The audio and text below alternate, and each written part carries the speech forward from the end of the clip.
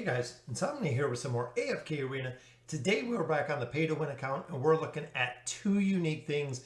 One, underrated heroes. So heroes that I really feel don't get the credit that they deserve. Heroes that we've seen perform really well. And two, heroes that need a rework. Heroes specifically that definitely need an overhaul to be really effective in the campaign.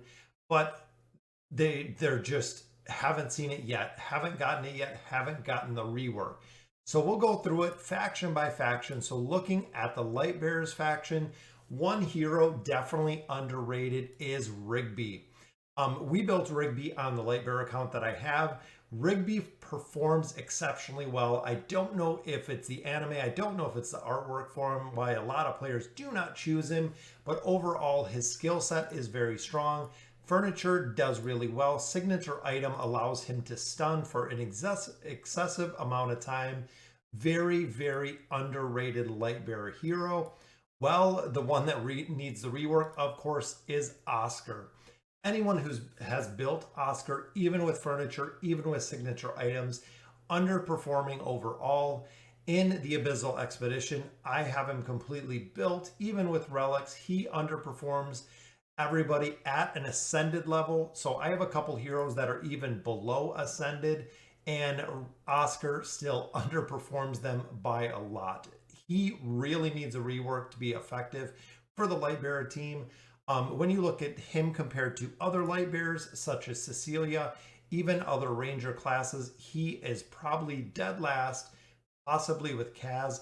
Thane even outperforms him dramatically with the signature item, with his furniture overall. Thane far outweighs Oscar. That is why you see so many copies of Oscar sitting here for the Lightbearer team.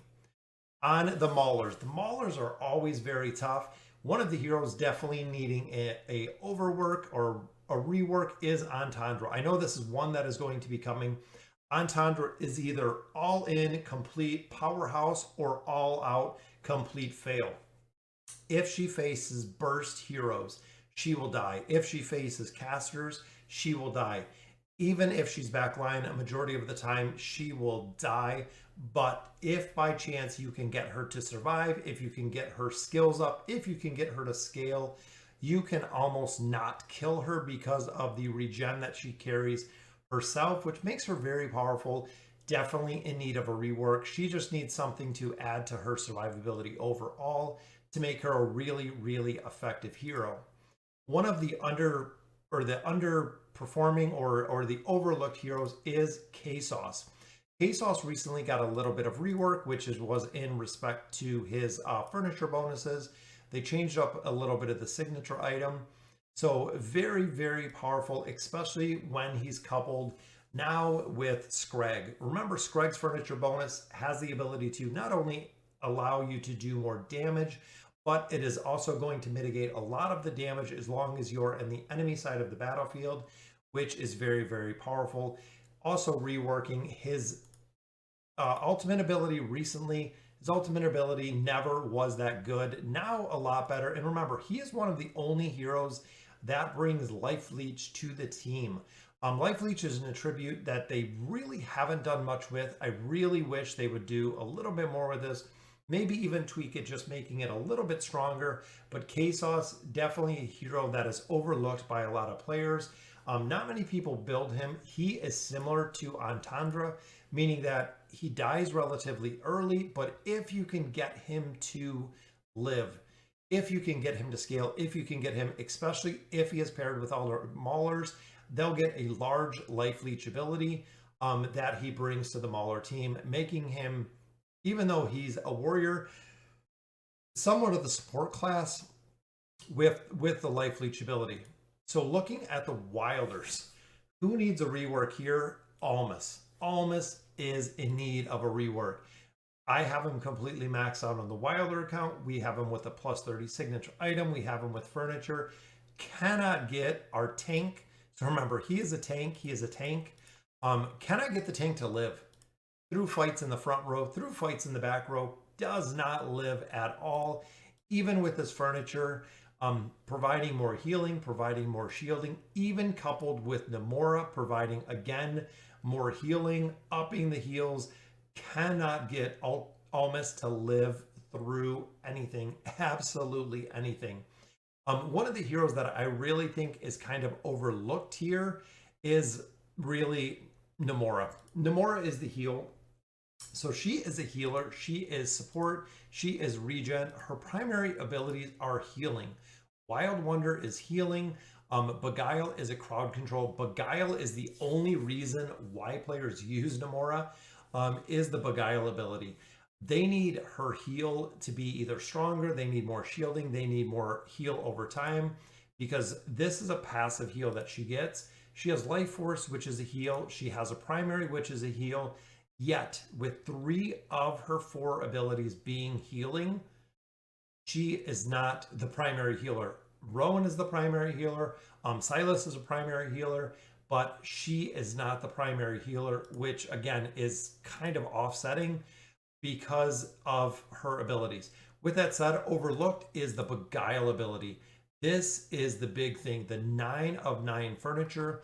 First time an enemy gets close to Namora, she activates the Beguile ability against all nearby enemies. So this ability can actually be kind of cheesed by putting Namora on the front row, knowing that enemies are going to come and attack her, or even countering to enemies that are coming on the allied side.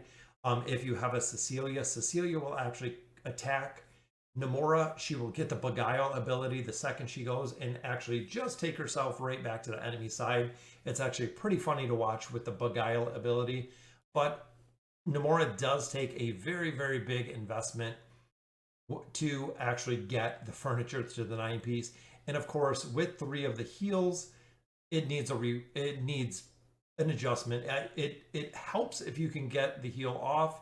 It usually does good. She has to scale, but as far as a healer, she needs help, just the Beguile ability. So a lot of people overlook her, and a lot of people do not build her for that factor. So she is definitely overlooked. Graveborn are pretty tough. One hero I really feel that needs a rework is Isabella. Lilith has addressed this before. When you look at Isabella, her ultimate skill, Decimation, is not the skill that she does damage with, which is interesting because it is her ultimate ability.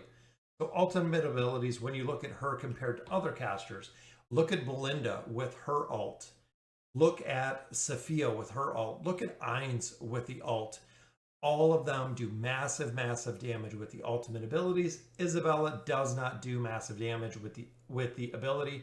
She does massive damage with the Void Barrage, which is just one of the abilities that she uses. Void Barrage is what brings all of the damage to Isabella.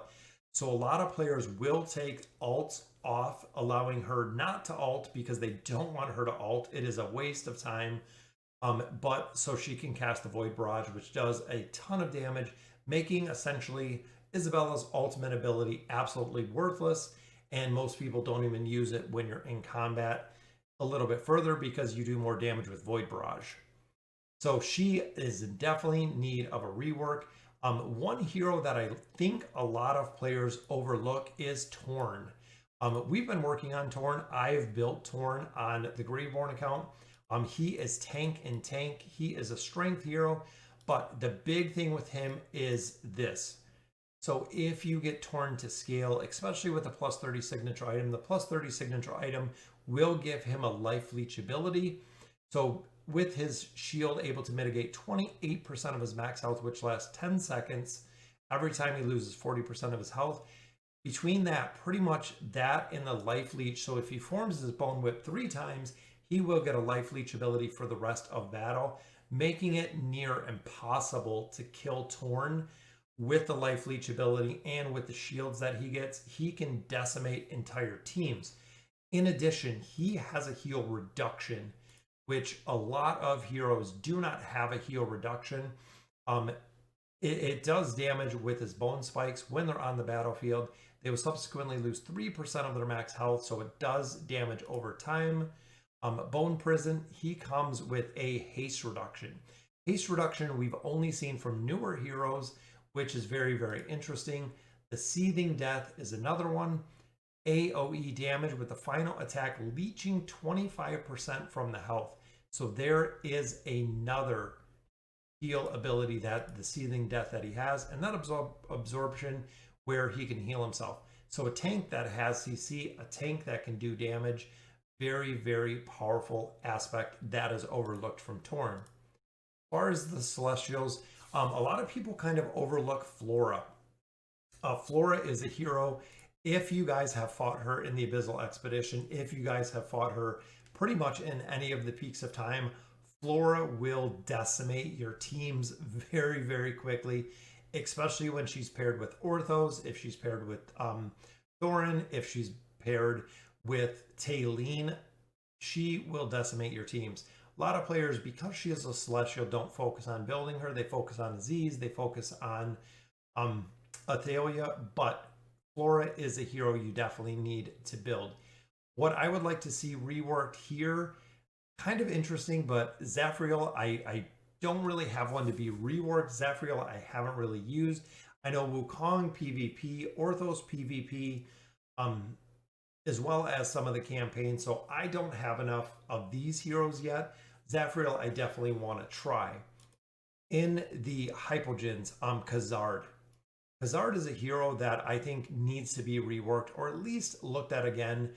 He really fit in one formation, which most players don't even use the formation anymore because it is a big, big investment to build him.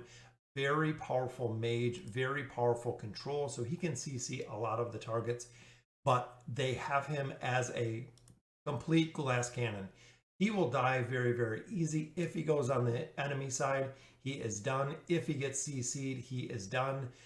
If Nara gets a hold of him, Cecilia, Athalia, pretty much anyone can burn down Khazard very, very fast, even if you have him completely just maxed out. One of the heroes that I think are overlooked in here that a lot of people don't choose to build or kind of take a second line is Mahira. Mahira is kind of Tassie, which we know Tassie S+ hero. Mahira is Tassie kind of supercharged with the ultimate ability. So Tassie will actually do a slumber, which will put all of the heroes to sleep. Mahira does a mesmerize. So the difference between the two, the mesmerize allows heroes to attack themselves, and also enemies will not recover energy when attacked. So very, very cool. So while in trance, not only is she nullifying the energy recovery they're seeing, she is making the team essentially kill themselves, allowing you to not only have to do damage to them, but they'll go ahead and just kill themselves, which is a very, very powerful aspect for Mahira. As far as the dimensionals, one hero that I think is overlooked, personally that I overlooked, was Ezio. We have now seen Ezio in the Abyssal Expedition, does absolutely amazing. We have seen him now that we have the Dismal Maze. Pretty much a primary hero that you want in the Dismal Maze is Ezio because he will finish off the targets a lot faster, making the maze very, very easy, as well as Ainz. The Ainz-Ezio combo has been very, very strong. Ainz does enough damage to get them low. Ezio will finish them off. Very strong combination. So if you do not have Ezio, I'm hoping they bring him back if you didn't get him, but definitely build Ezio. We use him today earlier in the maze. Absolutely amazing. I'm going to go ahead and build him all the way out, even picking up his furniture, because I want to get to the 9-piece. Ezio gains 500 energy points at the beginning of battle. That is halfway to the ultimate ability right off of the bat. Very, very powerful. One of the heroes that needs a rework, of course, my level 1, Yukio. Yukio, since he has been released, he was actually the second dimensional hero that got released, which was in collaboration with SNK. When he came out, a lot of people tried to use him. We built him, we took him to 5 stars.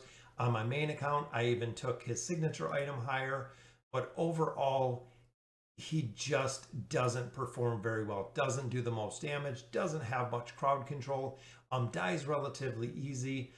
Even being kind of the continuous damage, has a lot of attacks, 10 swift attacks, but at the 90% damage, his damage scaling is very, very low just to do the attacks. Even here, 7 attacks dealing AoE damage, but again, the scaling for his damage is not high enough. Even here, does a triple strike, which again Each attack will knock back the enemy. They become stunned for 3 seconds. The damage is too low. As Yukio needs just a scale in damage, I think he'd be very, very viable if they upped his damage to compete with heroes that are essentially built the exact same way, especially with the signature item. Even when it comes to his furniture, boosts his attack rating a little bit, but if an enemy mitigates, or is immune to Yukio's attack, he loses 3 layers of his increased attack rating. This happens a lot. Attacks can stack up to 15 times.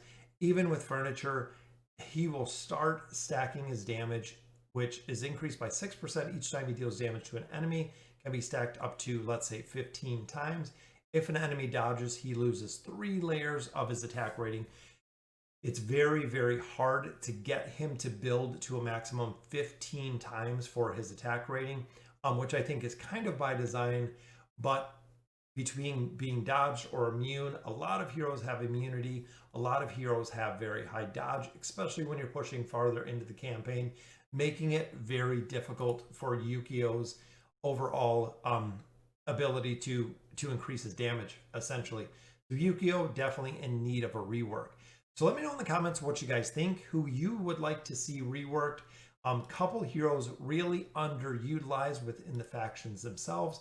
Couple of heroes definitely need a rework that are not being used at all. We have kind of a whole group of heroes for AFK Arena, and as this group just continues to grow to exponential proportions, a lot of the older heroes are falling behind. They're falling behind in the rating.